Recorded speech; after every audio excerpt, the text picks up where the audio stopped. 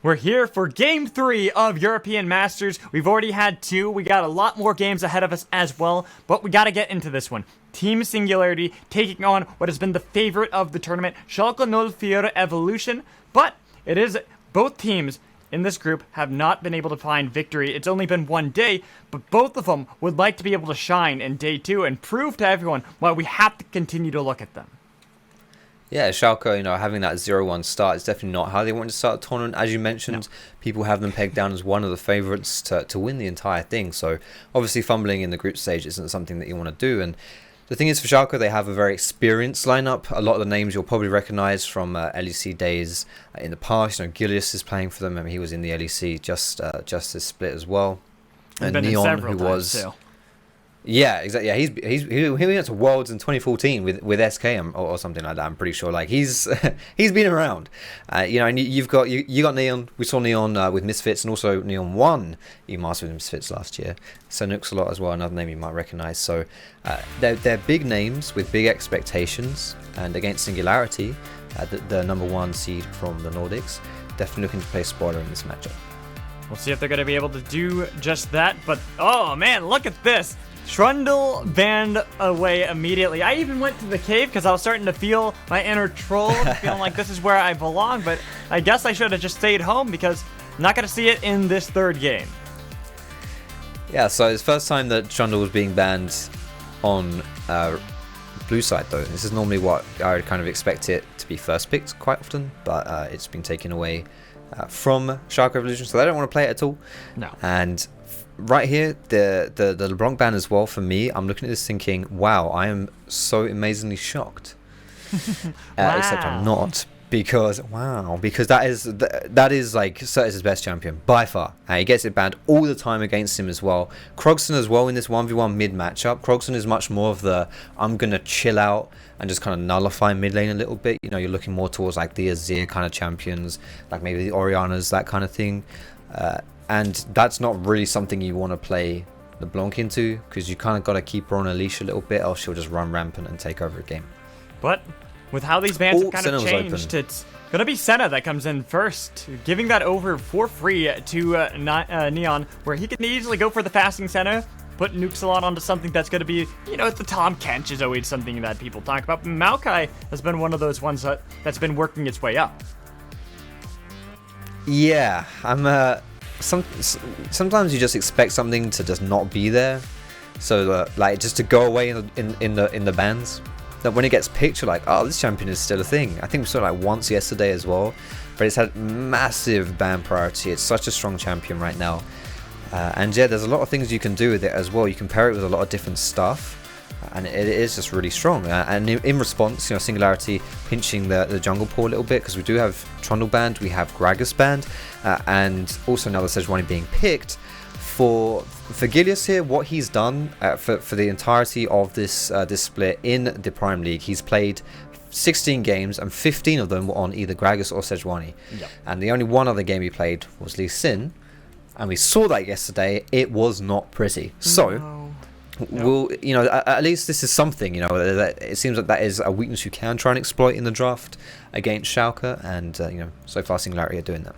And this is where I have to question banning Trundle without actually banning Sejuani as well, because Trundle is a very classic counter towards Sejuani, and even though if it's not in your wheelhouse, Gilius, you still got to make sure you're not having to deal with the other thing that's on the side that you've been playing a lot. If you're forced to play Lee Sin into Sejuani, you have to make sure you're getting that early lead, otherwise you're going to get outscaled by Team Singularity. They have Camille for split push, Azir for the mid lane for those neutral objective controls, as well as, again, split push if they needed to, and then Sejuani for team fights. It is all looking like Team Singularity are having a very good draft. Yeah, I like it so far, apart from the fact that Senna exists on the side. That's the only one that's kind Schalke of like Evolution. Yeah. That's a bit of a move. But to be honest, I do like the way that Singularity are playing towards their strengths as well with this draft. So I mentioned that Kroghsen wants to be more of that like rock in the mid lane, likes the Azir pick. So we've got the Azir this game. And Singularity play best around bot and top. So Nille picking up this Camille. I think we should see more Camilles against Ornn, because it puts a lot of pressure on him. It's a really good matchup in the 1v1. And Ornn wants to group, he doesn't really want to split, and Camille is the opposite, she just wants to split. So I think it really kind of creates like an area for you to attack the strengths of an Ornn if you can play around the Camille. And I think Sejuani is one of the best champions to do that, because you have that E passive which stacks up on melee champions like Camille. And we're going to see Lulu as the 4th pick here from Singularity. I wonder if it's going to be like a pseudo Juggernaut composition. They lock in this Lulu and kind of saying, oh, it might not be that. It's definitely not going to be that. Because you wouldn't have to really worry about that getting punished in a Senna Tahm Kench lane. They're more there to just farm. Yeah. They're trying to play it passively, wait for that late game. So what better way than to beat them with that by saying, okay, we'll scale too. We'll scale, in fact, better than you will. And if you ever try to jump on to Kog'Maw, boom, the wild growth polymorph, you never have to worry about that. On the other side, Sertuss is going to go on to the Zoe, try to see if he can deal with Azir as much as possible, be able to not necessarily keep up with them in the early game for wave clear, just be able to late game be able to dish out enough damage in the backline, while Gilius is going to fall back to Lee Sin, being one of 3 champions he's played all year. I really hope Riot here picks like a hyper carry, AD carry. I love your suggestion now, like a Juggernaut composition. When you have like an Azir and you have a Sejuani, like there's so much space that gets created for your AD carry. Okay, nice. I'm liking this. Right, we've got the Vayne instead. I like that too. Vayne versus tanky people, like you got the Ornn, you got the Tahm Kench, you got Lulu buffing her up, you've got Azir that's going to keep people away and like make that space happen with his long range damage, and also the walls he can push down. You've got the front line for you as well. Yes, I like this. Same here. This is what I was asking for Juggernaut, but I'll take Vayne. That works for me I'll as take well. this too. It's a very interesting pick coming in from Singularity. The only problem I have with this team is Gilius playing this Lee Sin. Playing something that is going to try to see if he can win early into the game, which could deny Team Singularity from being able to scale up into the game like they want to, where they're going to be able to play around split push, play around Nille, going for these side lanes, using Kroghsen as much as possible on a side lane as well, all the while having Vayne get beefier and beefier, stronger and stronger as the game progresses. If they can't survive the early game, it could all fall apart. And I think something that Raya might actually struggle with as well is the fact you don't really want to walk close to a Zoe. You don't really want to walk close to a Senna either. And when you've picked the Vayne, you're much more getting in the face of your opposition to make stuff happen. Which, don't get me wrong, there's definitely, windows to do that, and that can totally work out well for Singularity here. But I do think, if you have something like the Kog'Maw and you're able to keep your space a little bit more, keep that distance, I think it really nullifies people like Zoe, like the Senna, who kind of want to poke you a little bit as well, and who create danger zones when you're near them. So, something that, it basically just means that Riot here has to play this one a lot more... he has a lot less room for error. There's a lot less wiggle room here in this draft. Agree with you on that one. And in fact, look at this. Barrier, heal. Barrier on Raya, with heal being on Vayu. Saying, alright, we're just going to be as safe as possible. We're not actually ever going to do anything until this late game. We are going to scale 25 minutes. That's when we might start doing some stuff. Sure, you can have Skrude and you can have Nille on the top side of the map. You have that, you pretty much, whenever you have Sejuani, you mentioned it before, the passive of a Sejuani gets benefited by melee. You can use that as a way to play early, but unfortunately, Schalke not going to let up on the gas at all. Going to immediately go for this invade, try to see if they can utilize the early aggression Lee Sin has. Yeah, really, really strong level 1 coming out of Schalke as well, just from their champion picks. Tahm Kench is surprisingly strong at level 1. Like, he's got consistent damage, he's got the CC as well, and he's pretty darn tanky with his base stats, so not going to be able to contest that one. Lee Sin picks up a free blue buff. He's moving into the Kroghs as well. The question is here, does Skrude on Singularity predict that this is happening? And what does he do in response to this, basically? Now the pressure's on him to not fall really far behind in this game. It looks like it's going to be a gank, actually. Yeah, ping into mid lane, blast cone. Kroghsen not really having a way to get out of this.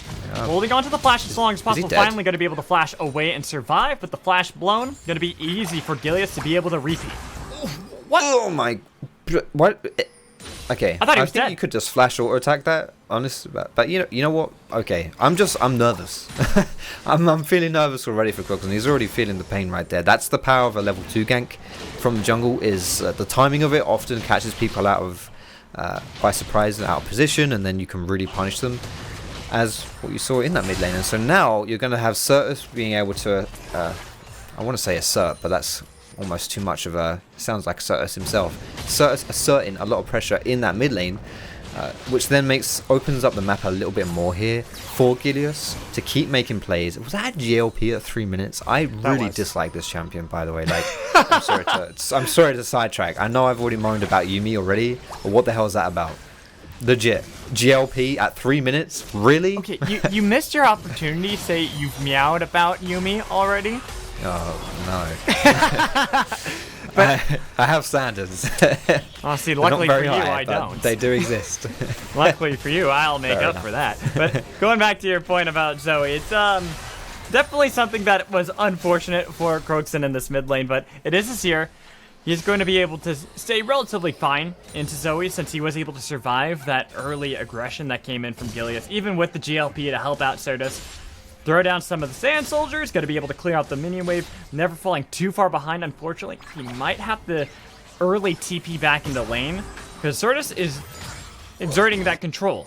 Always going to be putting pressure onto Kroghsen since you no longer have flash. You can't hard shove in the lane anymore as Azir. Yeah, you definitely have to be quite respectful of potential catches here. There's a really good gank setup, obviously, on Zoe, and like Zoe's Lee Sin combination is pretty scary. Kroghsen does go back. He has that teleport, and now, ooh, does anyone have flat? No one has smite. No smite, but will be secured by Skrude. Gilius trying to see if they can put a little bit more pressure onto Sejuani forcing underneath the turret. It is warded though, so Gilius has got to be careful. Got to be able to protect Reje, so Raya's got to be able to secure a recall pretty safely, get back in the lane. Unfortunately, it's not very much gold onto this Vayne. Just going back to get some boots, get another Doran's Blade. This early game is what we mentioned before as being the rough point for Singularity, and it is, even though there hasn't been a single kill, not going any better. To be honest, when I see like a Lulu and a Vayne, but especially like Lulu, when you pick champions like this, the idea is when you go up against these more tanky supports in the lane, that like the melee tanky guys, much like Tahm Kench is, you kind of have that harass advantage, and just having the sustain from Neon and the poke able to put down as well, I think is nullifying that a little bit. But I think Raya and Vayu here are, you know, they're just trying to survive a little bit right now. They're trying to get, obviously you're not playing for Vayne's early game, so I think maybe if they can find opportunities, this is definitely a lane that you can win through like poke, and then maybe get like a jungle gank swinging through. But as far as it goes, you know, you're looking for those two items on the Vayne, but you do sacrifice the early game, as you can see here, a symptom of which Gilius is now taking that dragon. They pretty much can control this bottom half of the map because mid lane, Sertuss has been shoving in consistently into Kroghsen. Bot lane, same thing for Neon and NukesAlot. Constantly controlling Raya and Vayu, making it so they can't really ever go too far out. Normally you'd think the double range into a melee support, that's where you're able to win. It's just so hard. You said it before, Tahm Kench's early damage is deceptive. He's so great at being able to push back in this lane, and with the Senna to back him up, you're going to be able to heal up pretty effectively, or even go for this aggression onto Raya, forcing out that TP. back. See if what else they can get into the fight. It's going to force out the TP coming in from sleeping as well. Getting a lot of damage coming in from Nille, but not going to be able to enough. He has to hook shot away, but look at Sertuss already showing up into the fight. Getting the flash out of Vayu to be able to survive. 5v5, baby, let's go! This is what we want early. Go for the full-on brawl. It's a fiesta in the bot lane, but nobody has died just yet. Kroghsen going to be able to go for a huge Emperor's Divide to knock them all back, but they're all surviving. Kroghsen going to be the first casualty in the fight. Skrude has to flash away to be able to survive, but it's going to be followed up by everybody barreling in, trying to see if they can dive underneath this turret, but it's only a little bit of chip damage. Only one kill despite all 5 being in the bot lane for each team. I love it. I love it. We get 7 minutes into the game and we're seeing our first 5v5 in the bot lane. It was. You love to see it, really do. Unfortunately, with Singularity, they come out the losing end of that one. First blood going over to Gilius, better start for him than he had in his last game, so that's good news for Schalke here. It all starts with just a simple 2v2. You think you're peaceful chilling down here in the bot lane? Well, good joke, mate. You're absolutely not. Here comes the TP from top. Here comes the roam from mid. The jungler's coming through as well. The problem is at this point in the game is that I really don't think that Singularity are strong. Just straight up. I just, like Sejuani level 4, okay, there's not much going on there. Azir has like Doran's ring, not much going on there. Vayne, double Doran's blade, not much going on there. It's just, this doesn't play into your strengths of your Singularity. Like, what I think Singularity want to do instead is they want to chill out at this point and play around 2-item power spikes on Azir and on Vayne and on Camille, because they're all pretty strong, honestly. But 7 minutes into the game isn't when you're at that 2-item point. I think that's a tiny bit early there for Singularity. And it's so unfortunate. Kroghsen had such a beautiful Emperor's Divide in that fight to be able to knock back, what was it, 4 members of Schalke Military Evolution? But like you said, there's no damage. Nothing to follow it up, and Kroghsen's now all the way behind. 4 members were shoved, and it pretty much put them between you and your own team. It's unfortunate. It's a good Emperor's Divide, but as I was saying, it's just a bad fight. Like, you're not really going to get too much out of that. And honestly, I've said enough about it. How you just kind of want to chill at this point. So we are looking to get those the Blader and King down for Raya. We're looking for like Ginzus as well, most likely too. Kroghsen. I'm curious to see what he itemizes into, because there was an Azir yesterday that you were casting with your Master Cannon. You might was talking, you had a really good point about the Azir itemization, where when you get Halo Blades, like, yeah, this is good for that like burst and all that stuff, but when you go for the Lost Chapter and the Ludens, you kind of put yourself a bit too far behind. And Raya here, so his redemption from a brilliant champion, just going to secure that trade win in top lane. Gotta be able to make sure they can secure Gilius as well, being able to venture into the jungle of Skrude.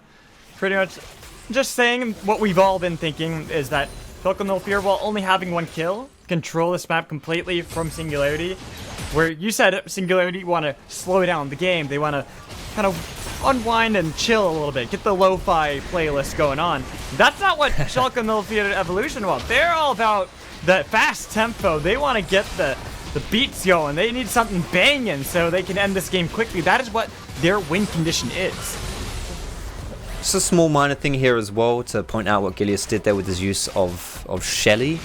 He didn't chuck her down straight away because he wanted to take the first few plates with his team while the armor of the tower is still relatively low, because the more plates you take, the higher armor the towers get, at least in a short period of time. So what you want to do is you want to bash about the tower a little bit, and then you want to slap down Shelly, because she does true damage. She doesn't care about the armor.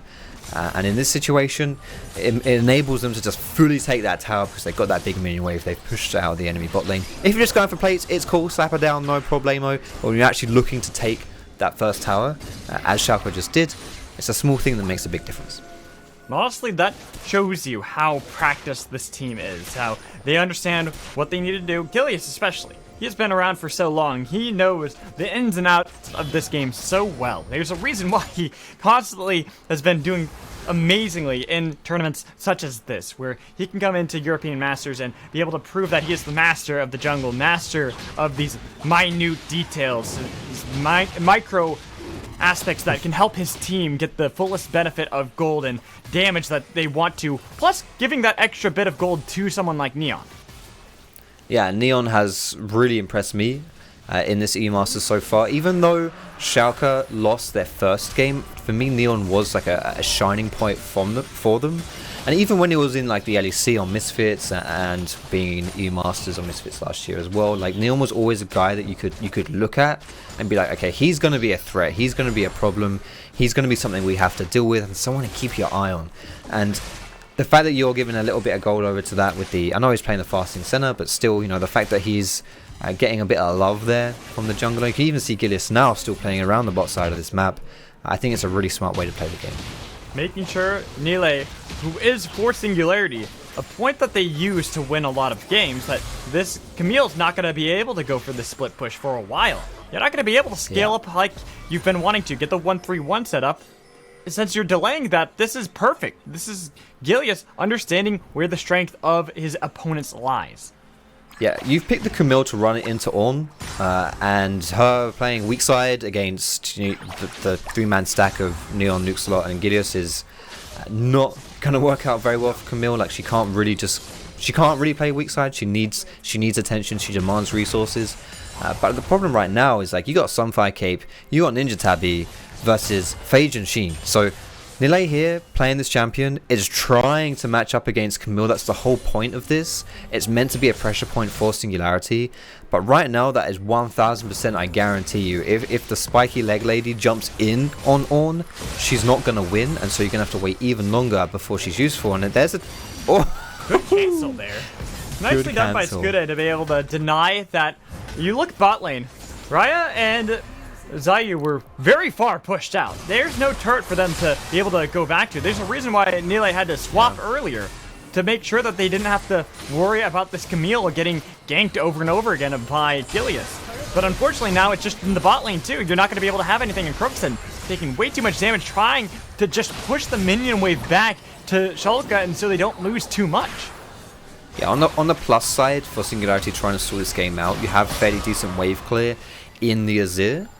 And also, the problem is it's him though, right? Like he is your wave clear. He does it very well, but it's just him. Like Vayne doesn't really offer too much in wave clear because she's so low range and doesn't like take out too much like multiple targets in a minion wave.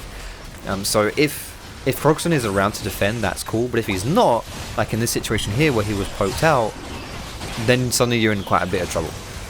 You see the mid lane tier 1 being sieged by Schalke. They have not relented. Even though the turret plates are gone, they're not going to be able to get the full extent of gold. They're going to be able to at least push back in Singularity, getting the flash out of Kroghsen to be able to survive that knockout that would have come in from sleeping. Sertuss having to flash away from the fight too, waiting for Nille to be able to show up, get at least a little bit of reinforcements. This is looking familiar, just a different lane. I feel like there's been a lot of deja vu today. Foxy, I'm not sure about you, but looking at this constantly, Skrude just dies 1v1 to Gilius. Yeah, that's the difficulty here at this point, where this Sejuani pick, before she gets some levels, just sitting on Cinderhulk, pretty squishy, and Gilius was able to get, with his early warrior enchant, you've got to respect the Lee Sin, the damage that he can put through.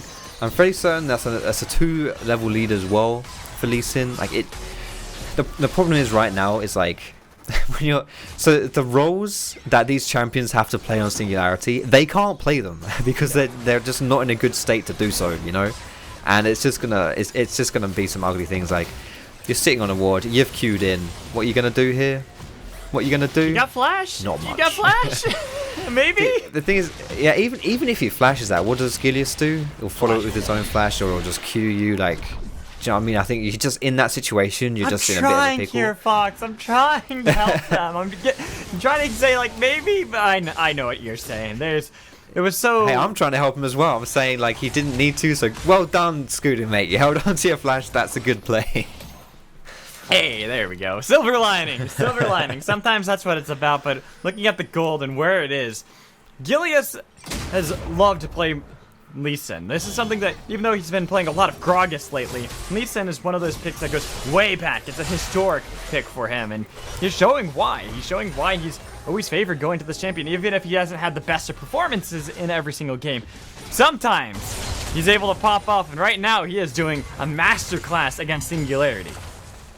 Yeah, and Gilius has been, we said that he's been around for a long time. Like, the E Masters is certainly it's his first time here, surprisingly. But, this is a guy that's been to Worlds. He's played in the EU LCS, the LEC. He's been in playoffs. Like, this guy is no stranger to competition and to high levels of competition as well. And so, actually, that kind of thing can really help a team out as far as, like, trying to make a deep run in a tourney like EU Masters, especially when we start going into the best of 3s and best of 5s as we get out of group stage. Like, it's really important to have that kind of presence on your team, and the fact that Gilius is able to contribute so much on the Rift as well as no doubt he is off the Rift is a very valuable asset to the Schalke squad. He's very vocal as a player. You have this leadership, you have this veteran status that's able to kind of help these rookies, Sertuss and Neon, who are here to really prove themselves that they are going to be the next up-and-comings. Because before Schalke No Fear Evolution, they had Glorix. They had Inax on the team. Okay. And they've been promoted, but bot lane, Reje gets the flash out of Sertuss. Was almost able to get the 1v1 even though 2 levels down. Gilius trying to make sure that that's not going to happen anytime soon. Sonic Wave going to connect. They're going to be able to get the Glacial Prison. Gilius going to barely be able to survive. NukesAlot keeps him alive. Spitting him back, saying, all right, no, you're not going that aggressive, mate. Back off, please. Yeah, those are the kind of plays that you really need if you're Singularity. Just a little bit of a cheeky pickup there, maybe a kill, bit of a shutdown, maybe onto your Vayne that might work, but unfortunately they weren't able to do it.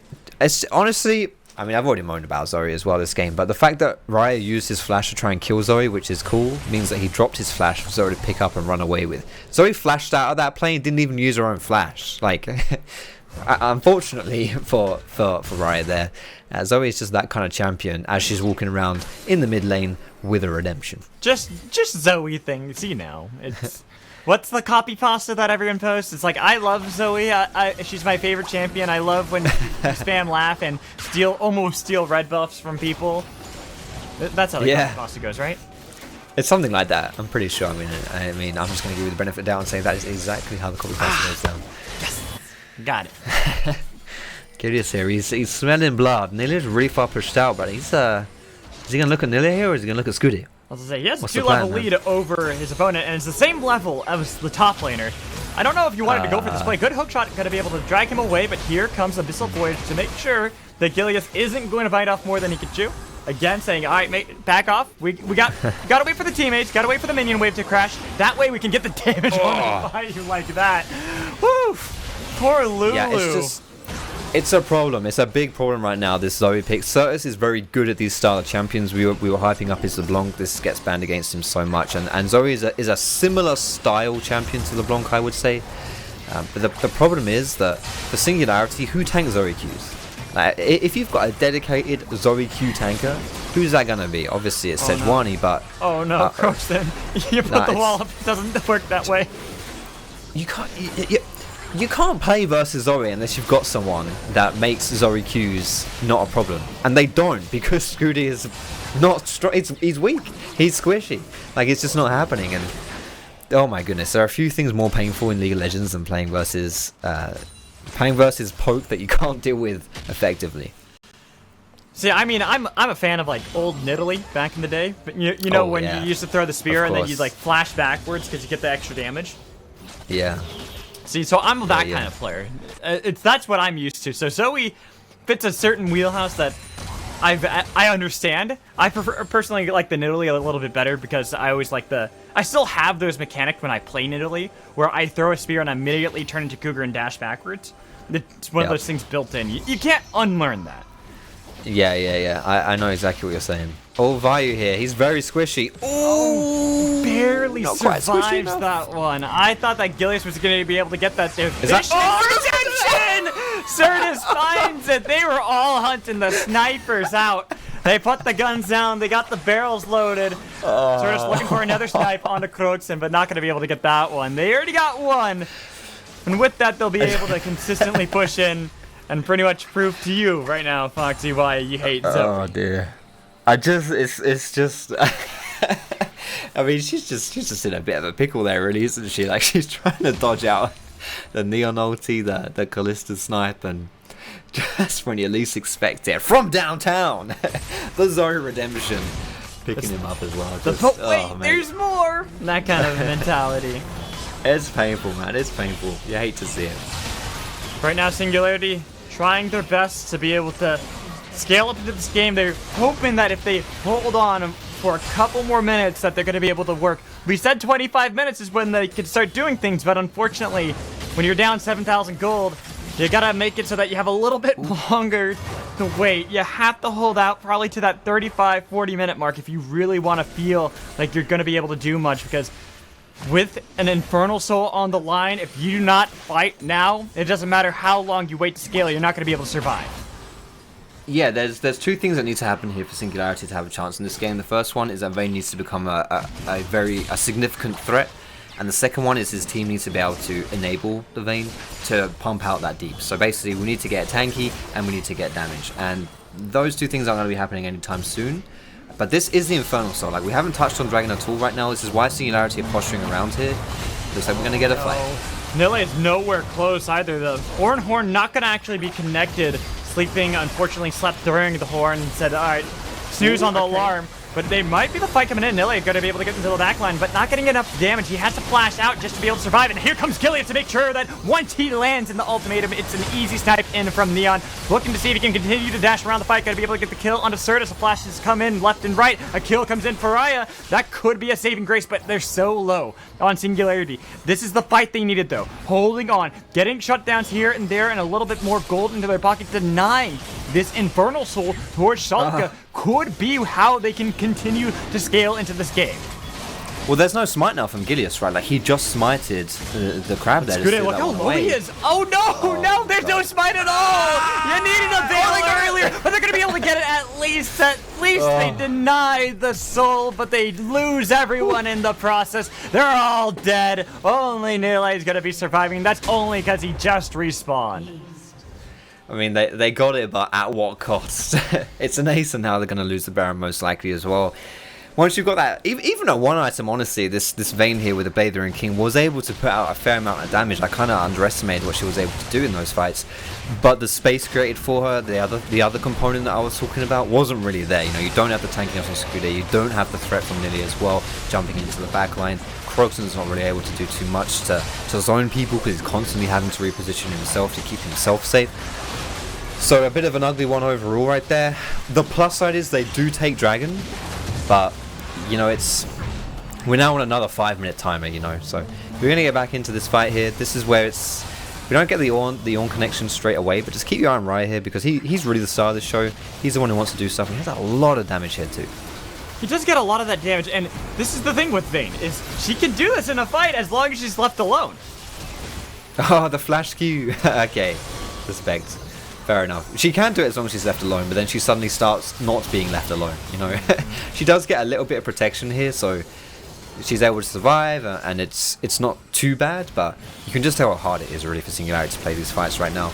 If this game goes another 30 minutes, then this fight will look very different, but unfortunately we're not 30 minutes into the future. We are 0 seconds into the future. The future is now, Mad, and it's not looking like it's a good future for Singularity. It's a post-apocalyptic world. That's what we're saying right now. It's Mad Max out there. Everyone's just on their motorcycles, and they got the Jeeps all pimped out, and they're all going crazy and wild. Gilius is screaming and saying, like, let's go, let's fight. That's what I'm saying.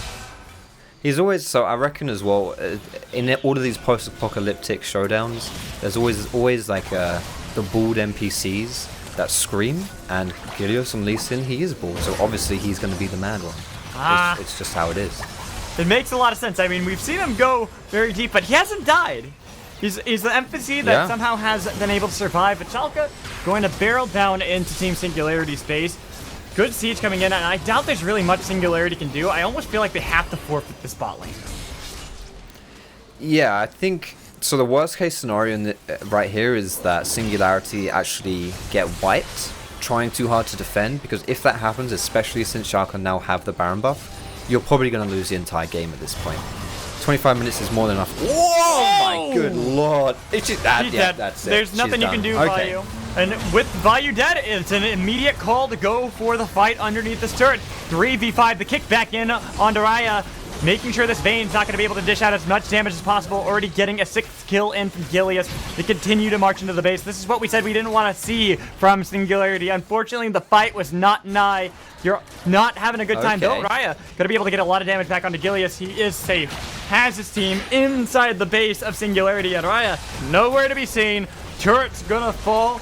It's a easy victory here now for Schalke. Even with Skrude here, finally, Raya's going to be able to show back up, but it's only seeing that Gilius has gone godlike, diving you at your own fountain to get the kill onto Neon and end this game. Gilius, he doesn't die, he lives! He barely lives, and it is victory for Germany. He's going to hold on to his perfect KDA there. 7-0 and 3 for Gilius at the end of that one. I really do want to put a bit of a spotlight on him in this game because for me, I was kind of critical about him in the first game. You know, I think he was a little bit...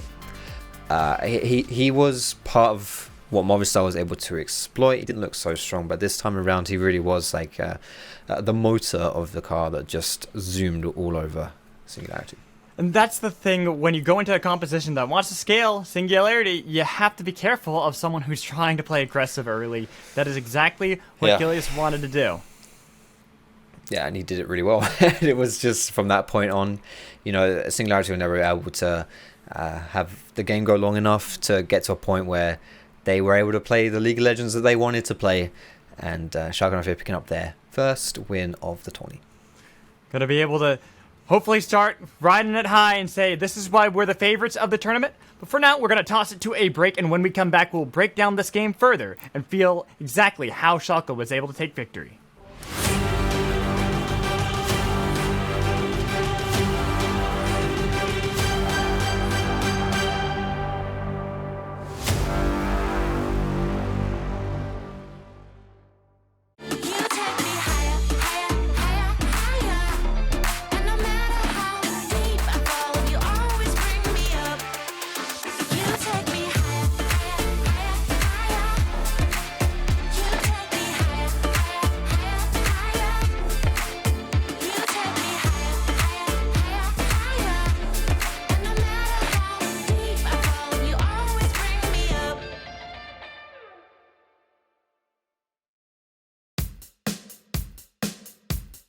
Magic.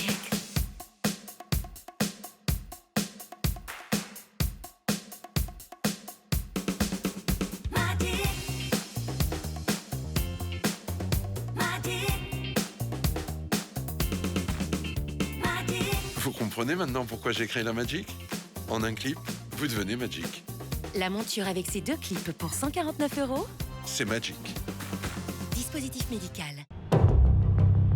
This is my creed. The boots that make me faster. The items that make me stronger.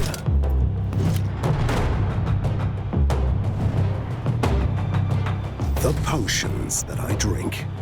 I get the best to be more powerful, so my champion rises to the top. But all this leveling up means nothing if I don't level up myself. It's the healthy potions I drink in real life that make me stronger. Because you can only rule the game when you realize you are your most important champion. To play like a pro, eat like a pro.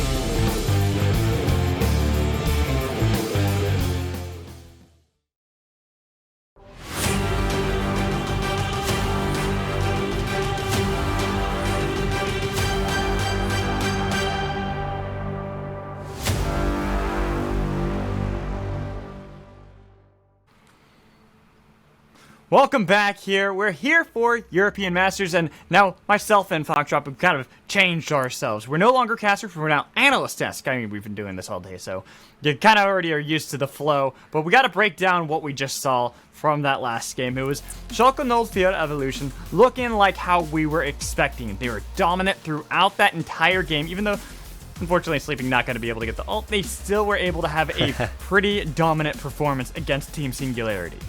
Yeah, it's just star points there. He doesn't even need to land the ultimate. That's what he's doing. That's a mind game play. That is.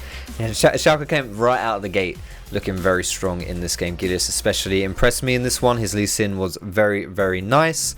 Champion pool had been something that perhaps had been a bit of a knock on Gilius. Something coming into the tournament we were wanting to see how it would develop. And, you know, Lee Sin, if he's able to add that to his wheelhouse and really show dominant performances like in this game, then that's good news for Schalke moving forward.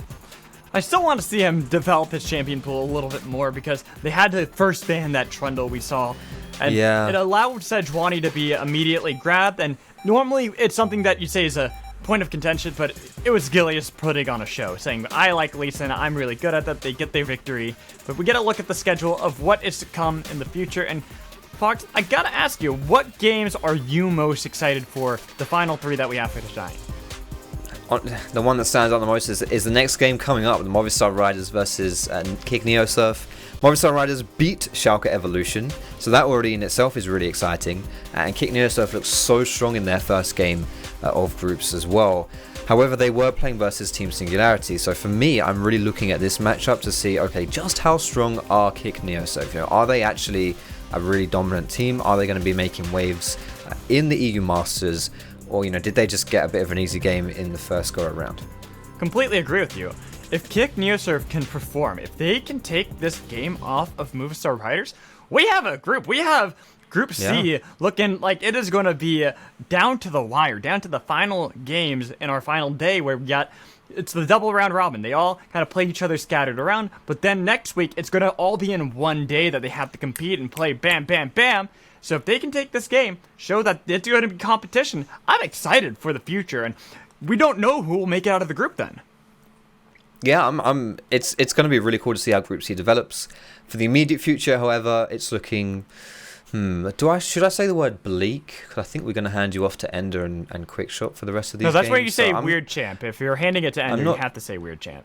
Yeah, it's kind of like it's like the Boomer Zoomer duo. What do they? I don't know what they call themselves, but either way, you know, their hearts are in the right place, and I just hope they can deliver you some good games for the rest of the day.